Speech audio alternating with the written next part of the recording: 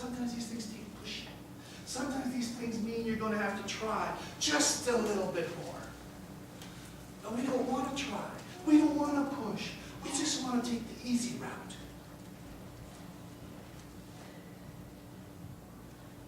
If we were in school, we would say, well, we don't want to bother with the UE and with the university entrance courses. We're just going to take the ones that we get through. Why? You try for the best that you can be. You push for the best of your ability. You might just fool yourself. You might surprise yourself to find out that you're a lot more than you thought you were. There's a movie a couple of years ago that came out, I think it was Facing the Giants, or Giant. You remember the scene in there where the guy was supposed to crawl across the football field with another guy on his back, and the coach says, how far do you think you'll be able to go? He says, well, maybe halfway. He said, okay, now you're going to try. But he says, before you do that, we're going to blindfold you, and you have to crawl on your hands and your feet without your knees touching, and another 200-pound kid or whatever strapped to your back upside down, and now we'll see how far you can do the death crawl. Remember the scene? He's got blindfold, he doesn't know how far he's coming. And the coach is there yelling at him, saying, you go more, you do more, a little bit further, you're almost there. By the time he collapses, he's gone across the whole field. He pushed himself because he didn't know. He himself didn't know where his limits were. He had been giving up before he ever hit his limits. That's sad, but a lot of adults do the same thing. They'll never hit their limits. That's like buying a car that can go 160 and keep it up. No, not that we'd ever have one. And driving it at 30. Oh,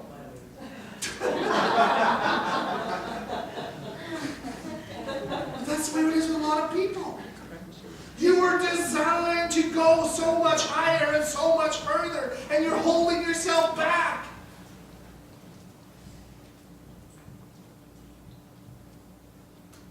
You don't need to. God is not going to forsake you. Take the step. Be bold. Step out.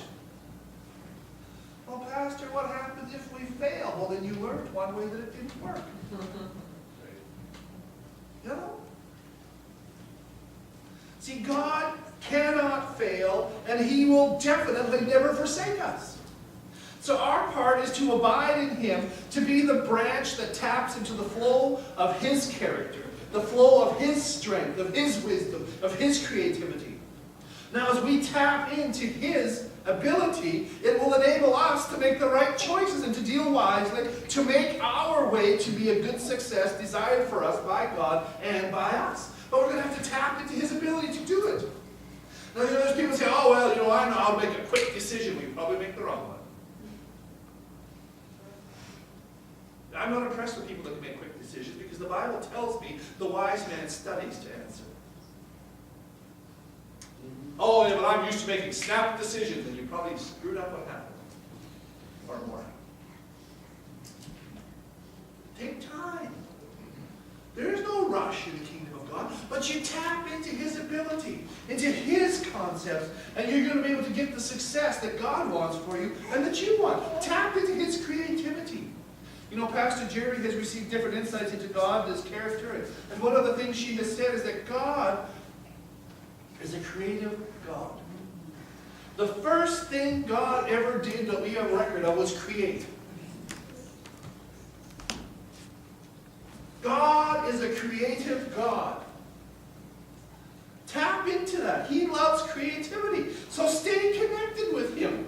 Get some new ideas. Stir up some creative thinking. Find out some ways that it hasn't been done before. And move forward on those.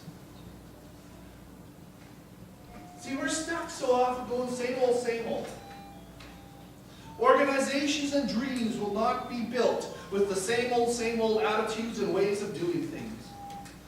New things will never come forward if we're stuck saying, well, this is the way it's always been done. It's always been done that way, it's brought you to this point, and nobody's gone past this point, and now it's time to jump past that point. Not step, jump. Do we have people in the church that I know do that? They see a new challenge and they go out and they try it and they go, ooh. And then all of a sudden they wake up and they made it. You go, hey. And we have people that will stand 3 feet back from the line and worry, well, what happens if I slip? Oh. Jump! If you're going to fall, you might as well fall fast. Amen? You want, tap into God's creativity. The creative environment makes one stand out and makes one be outstanding. Build a better mousetrap, they used to say. They'll lead a path to your door. It wasn't build the same old mousetrap, it was build a better mousetrap. Build something better, do something better, do it in a way it's never been done before. Find a new way, and guess what's going to happen? They're going to notice that something is different about this. I can tell you right now that if Tina in her business was making cakes that looked like McCain's cakes, she would never sell one. Because you can get them. It's been done.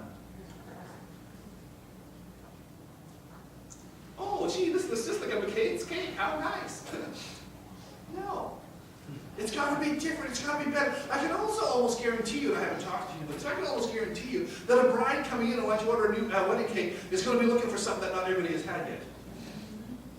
If Tina can say, well, the last 36 brides that came in all ordered this one, they're going to say, I want something different. Why? Because people don't want it the same as everybody else's. They're looking for creativity. They're looking for something new. They're looking for something different. We serve the God of all creativity. Tap into it. Tap into God's strength.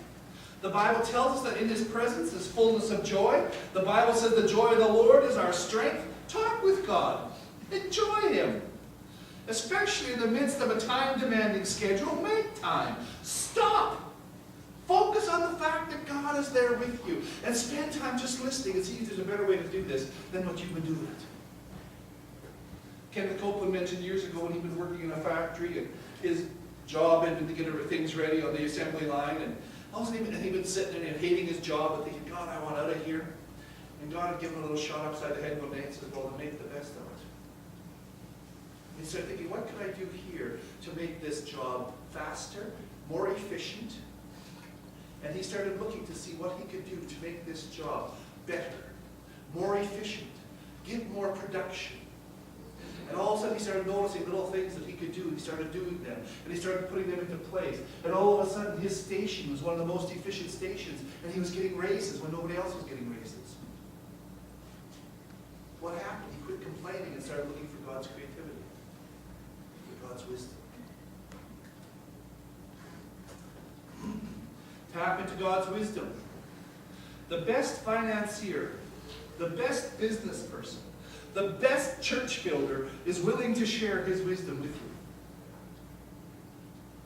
The best farmer, the best carpenter, the best teacher is willing to share his wisdom with you. The best construction worker, the best office worker, the best plant worker wants to share his wisdom with you. Tap into it. Now that great resource is available to us, but we're going to need to study, pursue, and invest in godly principles of success. Now Jesus, our God, said if we lack wisdom, ask for it, and He will give it to us generously. How do we ask for wisdom? We ask with the words of our mouth, but we also ask by pursuing wisdom. If I want to learn how to make money in this world, I should study something about making money in this world. Well, I want to invest. Well, what are you doing? Well, I'm just praying that I'll get the right investment. Guess what? There's a better way. Start studying the market. Start studying the people that do these things.